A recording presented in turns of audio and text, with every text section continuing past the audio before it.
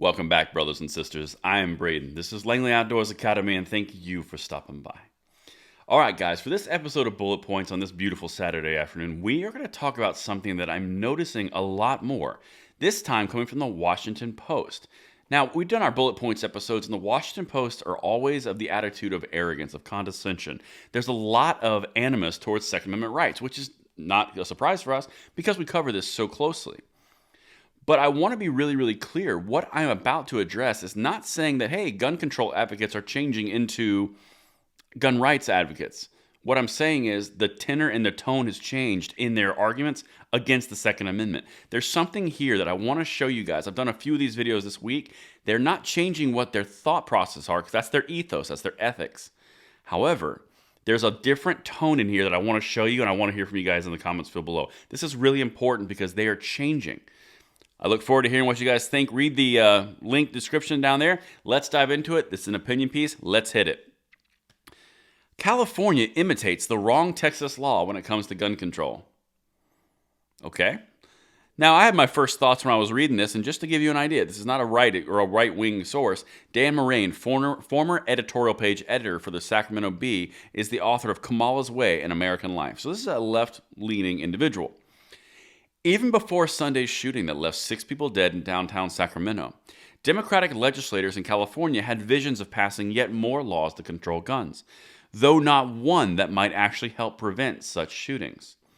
Now that's interesting, right? Because they're not putting their ire and focus on the fact that guns exist. They're putting the ire and focus on the Democrat gun control is not working as promised. That's a really important distinction. That's why I'm bringing it to you, all right? Let's keep going.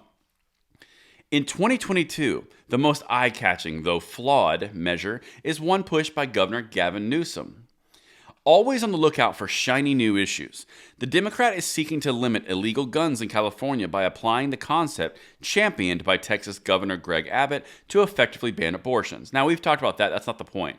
The reason that this is important is they brought this up as a flawed attempt. This is important, again, because it's come from the Washington Post. This is a gun control outlet. Democrats acknowledge that another goal is to mock the Texas abortion law, but California Senate Judiciary Committee analysis of the gun legislation was unamused. By mimicking the Texas law, the analysis says California only legitimizes it further. So what they're saying is by Governor Newsom doing this big, bold, shiny new initiative that likens gun control to the abortion bans in Texas, as they say, it only gives the abortion ban, which the whole point was to invalidate it, more validation. Really important, but this is where it gets really interesting because they're starting to connect these dots that I want to draw your attention to. Though what happened in the shooting on Sunday is far from clear, police have arrested 3 men. Whatever their involvement might or might not have been, the men apparently were felons in possession of firearms. That's a crime in any state, though not much of one in California. Now that's where it gets interesting. Not much one of California. Remember how they said they were imitating the wrong law in Texas? Check this out. The state's maximum prison sentence for that crime is 3 years. Some states impose similar penalties, but many allow for far longer sentences. In Texas, a felon in possession of a gun could face up to 10 years in prison. Now keep in mind, this is in gun control capital of the United States of California. They get 3 years maximum. In Texas, the place that they argue is completely backward, guns are on every corner, it's the worst thing for gun control ever, it's 10-year penalty there. This author is drawing a comparison to California gun laws and Texas gun laws and saying the Texas gun laws are better. Again, not my opinion. This is what the author is saying. This is really, really interesting because it's showing their gun control is failing because states that are responsible for gun advocacy and gun rights are showing more answers that California is promising, if that makes any sense. All right, I get one more thing for you. California lawmakers appear to prefer rolling in the mud with their Texas counterparts, talking about the abortion thing.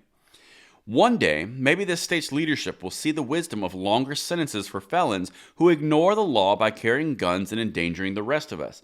And that's important because the entire tone and tenor of this article is mocking and drawing ire at the Democratic leadership for gun control that is failing.